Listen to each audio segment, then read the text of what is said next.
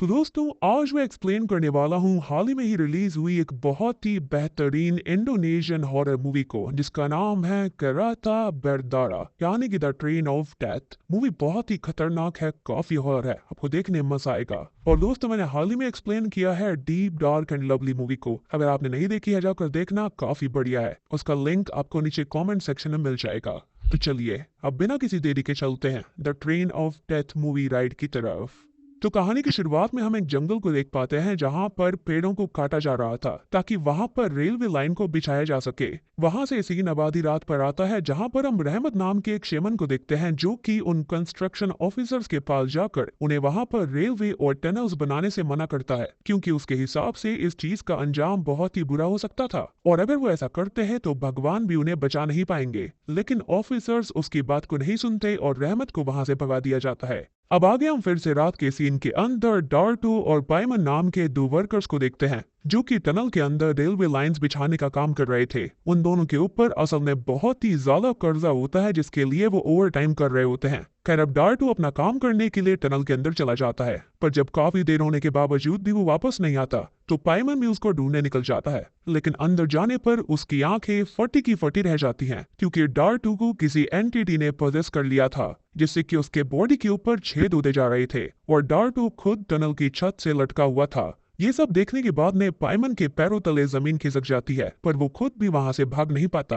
खैर अब वहां से सीन बहुत समय आगे जाता है जहां पर हम सांकारा नाम के नए रेलवे स्टेशन को देखते हैं जो कि वही रेलवे स्टेशन था जिसको बनाने का काम करा जा रहा था, यानी कि वो जंगल को काटने वाला। आज असल में उसकी ओपनिंग होती है और बहुत से लोग वहां पर आए हुए थे। साथ ही साथ वहां से जो ट्रेन चलने वाली थी वो असल में टूरिज्म ट्रेन थी जो कि पैसेंजर्स को एक रिजॉर्ट में लेकर जाने वाली थी जिसका नाम भी सांकारा रिजॉर्ट ही था। पर वहां पर ढेर सारे लोग थे ताकि वो कुछ समय एंजॉय कर सके। तभी हम पूर्णिमा और कैमैंग नाम की दो बहनों को देख पाते हैं जो कि कहानी की मेल लीड है। उनकी बातों से हमको पता चलता है कि ट्रेन अपनी डेस्टिनेशन पर पहुंचने के लिए 5 टनल से होकर गुजरेगी और उनकी जर्नी लगभग 7 घंटे की रहेगी। अब वो दोनों इस बारे में बात कर ही रही होती हैं कि तभी उनकी नजर स्टेशन के बाहर खड़े हुए बहुत सारे लोकल लोगों पर पड़ती है जिनमें ज्यादातर औरतें शामिल थी और वो लोग प्रोटेस्ट कर रही थी जो कि असल में उन्हीं रेलवे पर काम कर रहे आदमियों की बीवियां थी जो कि काम करने तो आए थे पर घर पर कभी वापस नहीं लौटे और बाद में उनको कभी भी ढूंढने की कोशिश भी नहीं करी गई। तभी हम सेंटोसो नाम के एक आदमी को देख पाते हैं जो कि सांकारा रिजॉर्ट का मालिक था। साथ ही साथ उसने ही रेलवे लाइन में इन्वेस्टमेंट करी हुई थी। वो अपने असिस्टेंट बारा के साथ वहां पर आता है और बारा ने ही सेंटोसो के इन्वेस्टमेंट के बाद रेलवे लाइन का सारा काम देखा था। खैर अभी सेंटोसो बेकार मूड के अंदर ट्रेन में जाकर बैठ जाता है। वह आगे ट्रेन का टीटी सीडी सबका स्वागत करता है और यात्रा को चालू करता है। ट्रेन के अंदर हम डार्टू की बीवी रामला को भी देख पाते हैं जो कि खुद भी डार्टू के गायब हो जाने की वजह से बहुत ही ज्यादा परेशान थी और सेंटोसो से मिलने के लिए वो ट्रेन के अंदर आई थी। अब रामला तुरंत ही उस तरफ जाती है लेकिन उसे वहां पर डार्टू दिखाई देता है जो कि गायब हो गया था, जिसके अगले ही पल वो एक बार फिर से रामला को दिखाई देता है लेकिन वापस से अगले ही पल वो गायब हो जाता है और रामला इससे बहुत ही ज्यादा शॉक्ड हो जाती है। इसलिए वो ट्रेन के ही एक वर्कर से डार्टू का हुलिया बताकर उसके बारे में पूछती है मगर उस वर्कर के हिसाब से वैसा कोई आदमी उनके स्टाफ में कभी था ही नहीं। अब रामला उससे और कुछ पूछती है कि तभी उसकी नजर सेंटोसो पर पड़ जाती है जो कि बारा के साथ बिजनेस क्लास में बैठा हुआ था।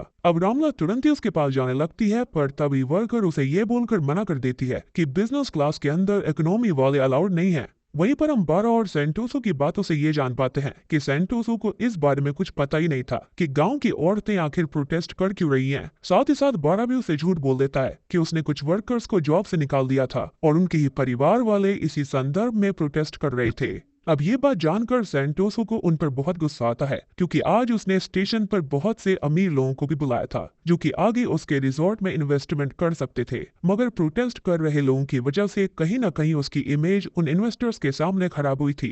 अब उस पूरे टाइम पर हम बारा के एक्सप्रेशन से ये जान पाते हैं कि वो कुछ ना कुछ तो सेंटोसो से छुपाने की कोशिश कर रहा था जो कि बेसिकली टनल्स या फिर जंगल के अंदर मौजूद किसी खास चीज के बारे में था, यानी कि जो कुछ भी शुरुआत में हुआ था उसके बारे में सेंटोसो को नहीं पता था लेकिन यहाँ पर बारा सब कुछ जानता था जिसने उसको इस बारे में कुछ नहीं बताया। तभी सीन कैम्बिंग पर आता है जिसे बाहर एक रेवन बर्ड उड़ती हुई दिखाई देती है जो कि अचानक से ही ट्रेन की खिड़की से आकर टकरा जाती है।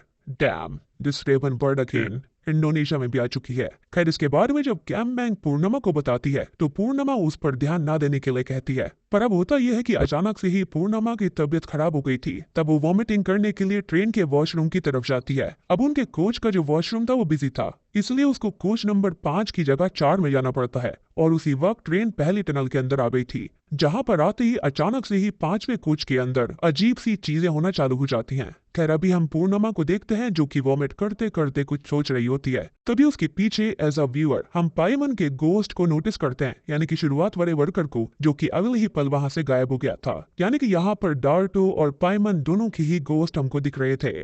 अब बहुत देर होने के बावजूद भी जब पूर्णिमा वापस नहीं आती तो कैमबैंग भी उसे ढूंढते हुए 4 नंबर कोच में आती है। उसी वक्त 5वें कोच की एक छोटी बच्ची अपने सामने दूसरी बच्ची को नोटिस करती है, जिसको देखकर वो उसके पास गई ही थी कि तभी अचानक से वो दूसरी बच्ची एक डिमोनिक एंटिटी में बदल जाती है और वहाँ मौजूद सभी लोगों पर हमला कर देती है। अब इतने में ही वहाँ पर डॉन नाम का एक व्यक्ति आ जाता है, जिसे सीडीक ने ही 5वें कोच में चेक करने के लिए भेजा था कि वहाँ पर शोर क्यों हो रहा है। डॉन भी वहाँ पर उस एंटिटी को देखकर बहुत ही ज्यादा डर गया था। खैर अब जैसे ही ट्रेन टनल से बाहर आती है तो सब कुछ नॉर्मल हो जाता है, यानी कि टनल्स के आसपास आने पर ही दिक्कत हो रही थी। चलो अब यहाँ पर पहला टनल तो निकल चुका था। वह अब तक कैमबैंग ने भी पूर्णिमा को ढूंढ लिया था, पर जब उसको पता चलता है कि उसकी तबीयत सही नहीं है तो वो डिसाइड करते हैं कि रिजॉर्ट पहुंचते ही सबसे पहले वो डॉक्टर को दिखाएंगे। तभी अचानक से ही पूर्णिमा की नजर 5th कोच पर पड़ जाती है, जो कि अब अपनी जगह पर था ही नहीं, जिसको देखकर पूर्णिमा और कैमबैंग दोनों के होश उड़ गए थे। मतलब कि वो कोच उसी टनल के अंदर रह गया, और इसका मतलब यही था कि अभी तक इन एंटिटीज ने बाकी कोचेस पर हमला नहीं किया है।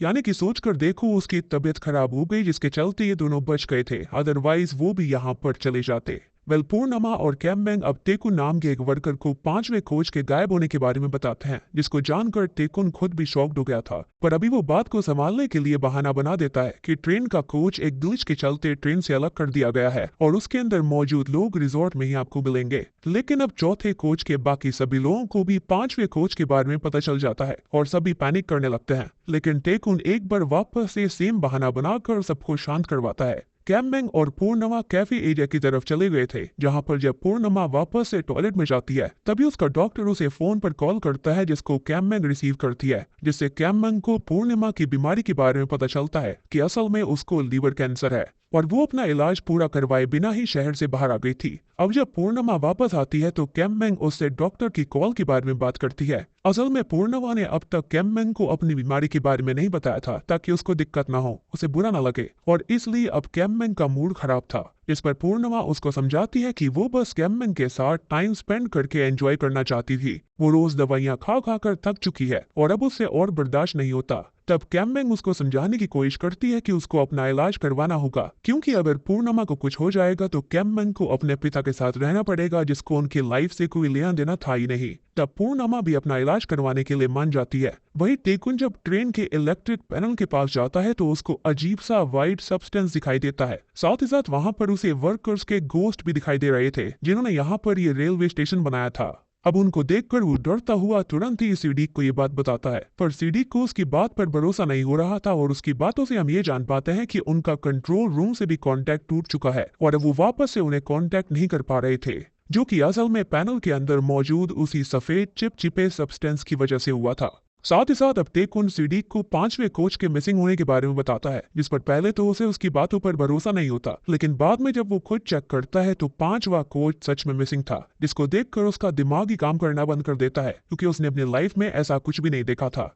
मगर अभी फिलहाल वो टेकुन से सेंटोसो को इस बारे में ना बताने के लिए कहता है। साथ ही साथ वो बाकी पैसेंजर्स को अच्छे से ट्रीट करने के लिए भी कहता है। तब टेकुन भी पूर्णिमा और कैमबैंग को परेशान ना होने के लिए बोलकर कुछ बोनस पॉइंट्स देता है, जिससे कि वो कैफे एरिया या फिर रिजॉर्ट के अंदर अपने मनपसंद की चीजें खा पी सकते थे। अब उसी वक्त ये ट्रेन अचानक से दूसरे टनल में एंटर करती है। पहले तो हमें एक वीआईपी कोच को दिखाया जाता है, जिसके अंदर लोगों को किसी औरत के हंसने की बहुत जोर जोर से आवाजें आ रही थी, पर बाद में पता चलता है कि असल में वो बस एक पैसेंजर थी, जो कि फोन में फनी वीडियोस देखकर हंस रही थी। वहीं अब चौथे कोच के अंदर हम देखते हैं कि कुछ लोग जर्नी को एंजॉय करते हुए गाना गा रहे थे, पर अचानक से ही उनमें से एक का गला चोक हो जाता है, जिसके साथ ही वहां पर मौजूद बाकी सबका गला भी चोक होने लग गया था। जिसको देखकर किसी को कुछ भी समझ में नहीं आता और सब घबराने लगते हैं। लेकिन इतने में ही एक औरत जो कि पैसेंजर थी उसको एक एंटिटी पदस कर लेती है और उसकी बातों से सब जान पाते हैं कि उन्हें उनकी गलती की सजा मिलेगी और अब उनको कोई भी नहीं बचा सकता। अब ये बात किसी को भी कुछ समझ में नहीं आती कि उन्होंने क्या था, पर तभी वो एंटिटी सबके सामने आ जाती हैं और एक एक करके सभी लोगों को बेरहमी के साथ मारने लगती हैं। कैम्बेंग जो कि बगल वाले कोच में ही थी और उसने सब देखा था, तभी ट्रेन टनल से बाहर आ जाती है और अब की बार चौथा कोच भी वहां से गायब हो जाता है, जिसको देखकर तो कैम्बेंग की चीख ही निकल जाती है। और अब जब टेकुन, रामला और पूर्णिमा चौथे कोच को भी गायब होते हुए देखते हैं तो उनको भी कुछ भी समझ में नहीं आता।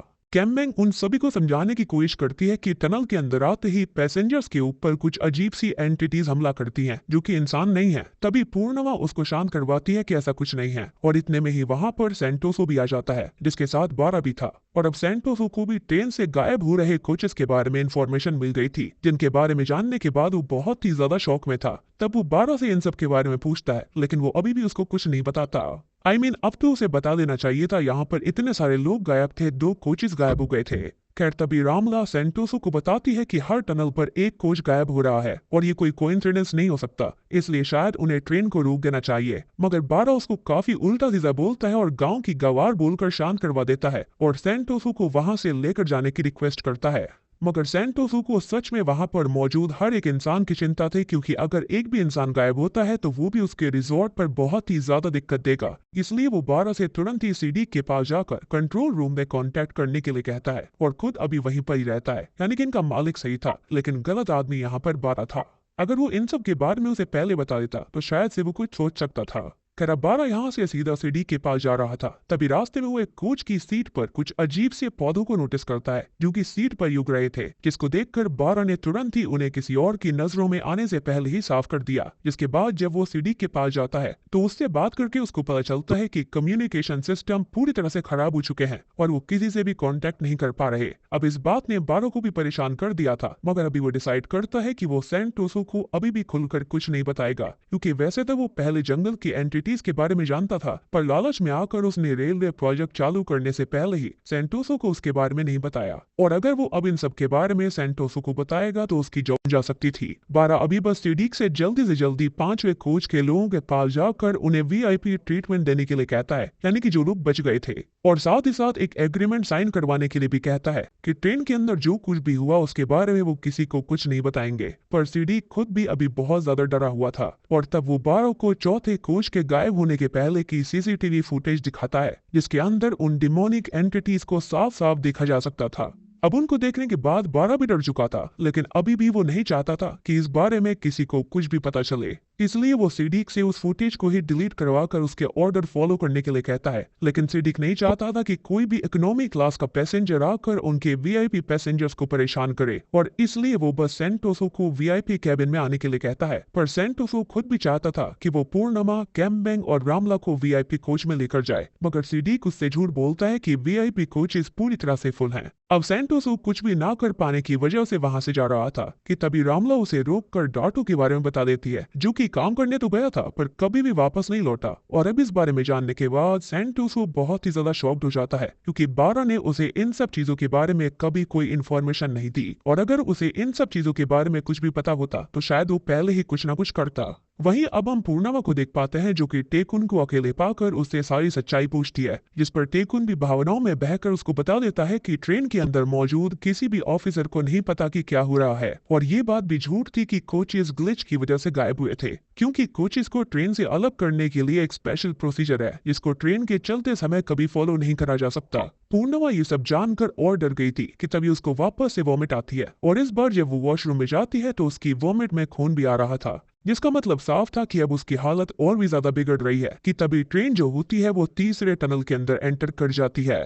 अब उसी वक्त सेंटोसो एक वर्कर से बाहर जाकर सभी पैसेंजर्स का ध्यान रखने के लिए कहता है, लेकिन सुकी जो कि वहां पर अब अकेले ही बैठी हुई थी, जो कि खुद एक कैफेटेरिया एम्प्लॉय थी, वो डरने लगती है और वो भी बाहर जाने के लिए पूछती है। पर सेंटोसो जानता था कि सुकी पहले से ही बहुत ही ज्यादा डरी हुई है और पैसेंजर्स उसको देखकर पैनिक कर सकते थे, तो वो फिलहाल उसे मना कर देता है और दूसरी वर्कर के साथ तीसरे कोच में चला जाता है। तभी अचानक से उन्हें सुकी के चिल्लाने की आवाज आती है और अब जब सेंटोसो और वर्कर वापस आकर देखते हैं तब तक सूकी वहां से गायब हो गई थी। साथ ही साथ अचानक से वहां पर उन्हें कुछ पलों के लिए एक बहुत ही खतरनाक डीमन दिखाई देता है, जिसको देखकर अब सेंटोसो भी डर गया था। पर अभी वो वापस से तीसरे कोच में चला जाता है, जहां पर अब वो सभी लोगों से धीरे धीरे दूसरे कोच में जाने के लिए कहता है, क्योंकि टनल के अंदर आते ही कोचेस गायब हो रहे थे और अब अगला नंबर तीसरे कोच का ही था। पर अब तक ढेर सारी डिमोनिक एंटिटीज वहां पर आ जाती हैं और जब सभी लोग दूसरे कोच में जाने की कोशिश कर रहे थे तब वो लोग अपनी जगह से हिल भी नहीं पाते और अब एंटिटीज एक एक करके सबको मारने लगती हैं।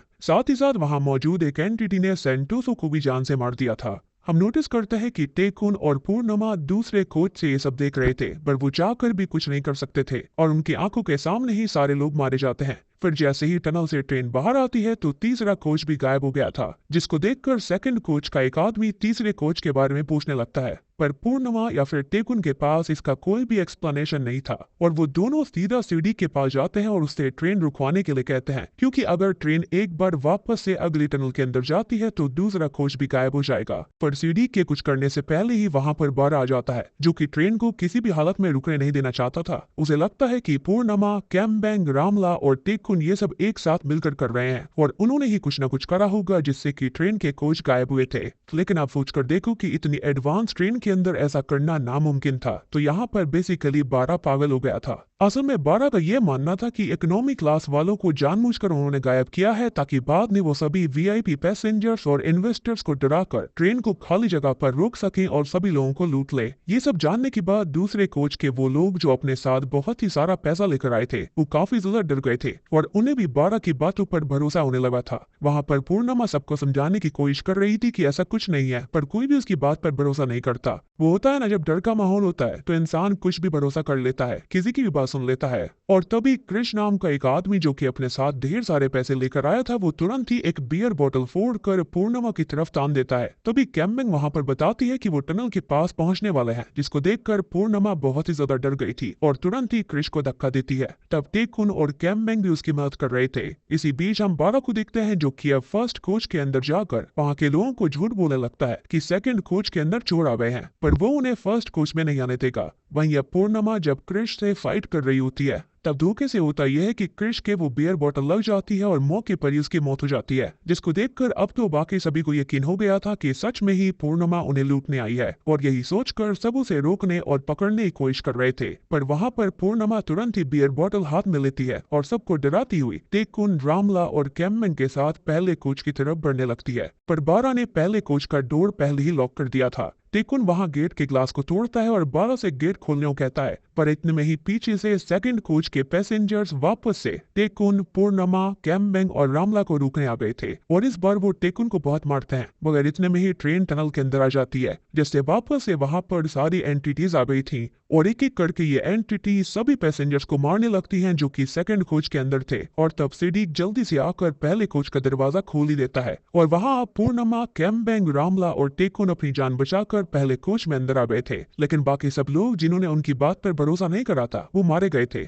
तब सिडीक ने भी डिसाइड कर लिया था कि वो ट्रेन को रुकवाएगा, पर तब 12 बीच में आकर उससे इंजन रूम की चाबी लेता है और बोलता है कि वो जाकर ड्राइवर से ट्रेन को रुकवाएगा। सिडीक ने भी उसको चाबी दे दी थी, जो कि मेरे ख्याल से उसकी गलती थी, लेकिन 12 इंजन रूम में जाकर ड्राइवर से उल्टा स्पीड बढ़ाने को कह देता है। इस बारे में जब टेकुन और सिडीक को पता चलता है तो वो तुरंत ही 12 को रोकने जाते हैं कि इस दौरान 12 गुस्से में अब टेकुन को चलती ट्रेन से बाहर फेंक देता है। जी हाँ, बहुत ही शॉकिंग सीन था और उसकी मौके पर ही मौत हो जाती है। पर ट्रेन के अंदर तभी हम देखते हैं कि सिडीक, पूर्णिमा और रामला ने 12 को पकड़कर बांध दिया था और तब जाकर हम सिडीक की बातों से जान पाते हैं कि 12 को पहले ही रहमत नाम के शेमन ने एंटिटीज के बारे में स्टार्टिंग में वार्न किया था, यानी कि ये ऑफिसर्स वही थे। पर लालच में 12 ने उसकी बात नहीं सुनी, साथ ही साथ उसने जानबूझकर जंगल भी कटवाए ताकि वो सेंटोसो से ज्यादा पैसे लेकर खुद कम पैसों में ट्रेन ट्रैक को बनवा पाएगा, क्योंकि पहले जहां से ट्रेन ट्रैक निकलने वाला था उसके अंदर ट्रेन लाइन बिछने में ज्यादा पैसे लगते। जो बात जानने के बाद सब बहुत ही ज्यादा गुस्से में आ गए थे, यानी कि सेंटोसो अच्छा आदमी था और उसने ट्रेन ट्रैक बिछवाने के लिए दूसरे रूट के लिए पैसे दिए थे, लेकिन यहाँ पर सारी गलती 12 की थी। उसने छोटे रूट से यहाँ पर सारा का सारा काम करवाया ताकि उससे उसके पास पैसे बच जाएंगे और वो अमीर हो जाता, और ऐसा हुआ भी था। जिसके बाद में तुरंत ही पूर्णिमा ट्रेन को रुकने के लिए कहती है और क्योंकि अब रिजॉर्ट ज्यादा दूर नहीं रह गया था तो वो लोग पैदल भी फॉरेस्ट वाले रास्ते से रिजॉर्ट की तरफ चलकर जा सकते थे।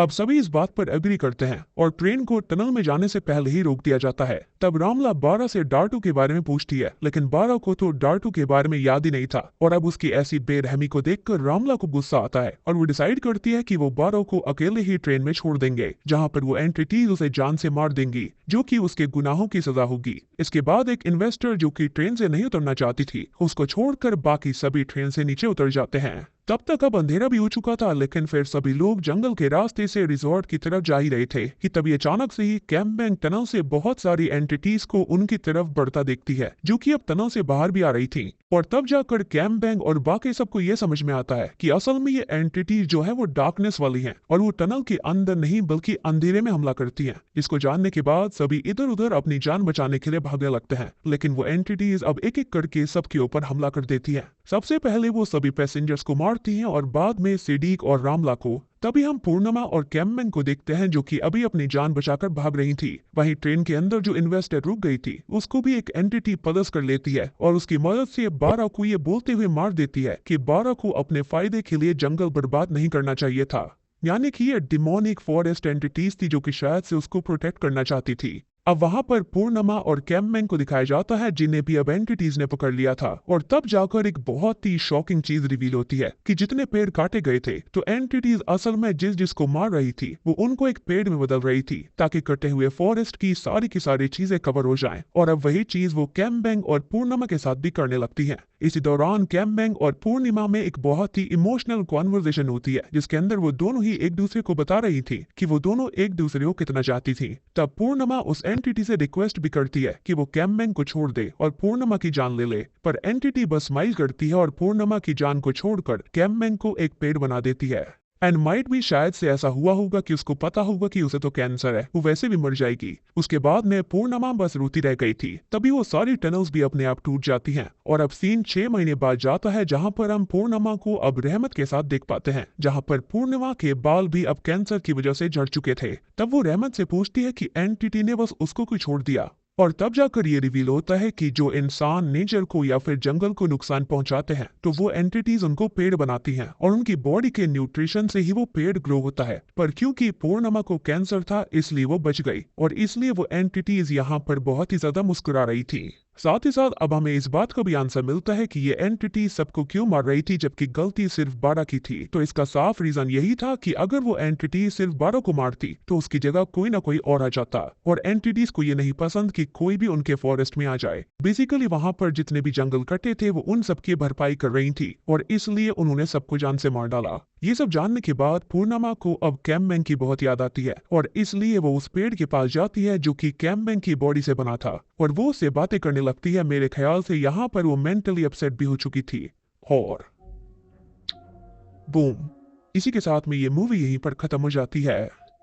तो दोस्तों, ये थी द ट्रेन ऑफ डेथ यानी कि केराता बर्दारा फिल्म की कहानी। उम्मीद करता हूँ कि आपको पसंद आई होगी। मूवी काफी इंटरेस्टिंग है, काफी बढ़िया है। नेचर को दिखाया गया है कि कैसे नेचर के साथ खिलवाड़ करने की वजह से डेमोनिक एंटिटीज यहाँ पर इंसानों को मारती हैं और एक इंसान की गलती की वजह से कितने सारे लोग मारे गए। अगर बाबा यहाँ पैसे का लालच नहीं करता तो ऐसा कुछ भी नहीं होता। अगर वो प्रॉपर ट्रैक बनाता बिना पेड़ों को नुकसान पहुंचाए, तो ऐसा कुछ भी नहीं होने वाला था। लेकिन उसने बहुत ही बड़ी गलती करी थी। उसकी वजह से ढेर सारे लोकल लोगों के पति मारे गए थे, वर्कर्स मारे गए थे। बाकी आप लोग बताना कि आपको ये मूवी कैसी लगी, एक्सप्लेनेशन कैसी लगी। उम्मीद करता हूँ कि आपको जरूर पसंद आई होगी। मूवी काफी हॉरर है। तो वीडियो पसंद आई तो लाइक कर देना, चैनल के ऊपर नए हैं तो सब्सक्राइब कर लीजिए। तो मैं आप सबको मिलता हूँ अगली वीडियो के साथ में। तब तक के लिए stay